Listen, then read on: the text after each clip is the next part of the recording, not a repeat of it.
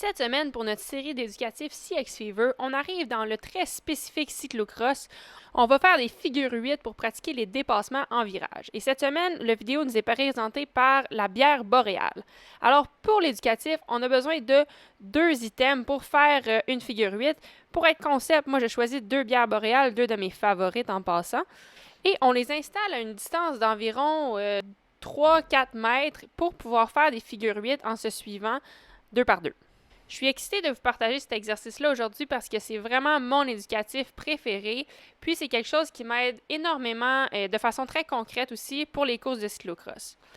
Alors, comment ça fonctionne? C'est que pour commencer, on fait simplement se suivre un derrière l'autre et on fait des figures 8. L'objectif, c'est d'apprendre à faire des dépassements. Alors, on commence en y allant tranquillement, puis on regarde les opportunités d'où on peut dépasser. Comme vous voyez ici, j'ai dépassé David à l'intérieur et j'essaie de continuer le virage pour finir mon dépassement. Maintenant, c'est lui qui me suit. Oh, j'ai pris le virage un peu trop large, c'est lui qui me dépasse à l'intérieur. À mon tour de le suivre. Là, vous voyez, je prépare mon dépassement. Donc, j'ai pris un petit peu plus large pour être encore un petit peu plus large pour être capable de le dépasser, ici à l'intérieur. Alors, l'éducatif d'aujourd'hui, c'est vraiment quelque chose qui regroupe plusieurs des éducatifs qu'on a pratiqués au cours de la saison. L'objectif, c'est de commencer tranquillement, puis de voir les opportunités. Alors, vous allez vous rendre compte qu'il y a des fois où vous faites dépasser d'une certaine manière et ça vous fait réaliser « Oh mon Dieu, ça c'est une des façons dont je peux dépasser les gens ». Ou encore, ça va vous faire réaliser « Oh mon Dieu, je peux pas me laisser dépasser de même, comment je peux bloquer la personne ».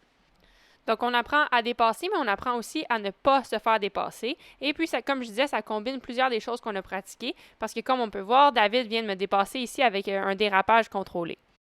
Regardons cette séquence qui est quand même assez intéressante. David est en avant de moi et je vois qu'il va prendre le virage assez large. Donc moi, je me prépare d'avance. Je pars large pour pouvoir le couper à l'intérieur et essayer de le dépasser. Par contre, étant donné qu'il a pris le virage plus large que moi, il ressort avec plus de vitesse et rendu à l'autre virage, il protège très bien son tournant en le prenant vraiment à l'intérieur et en bloquant l'accès.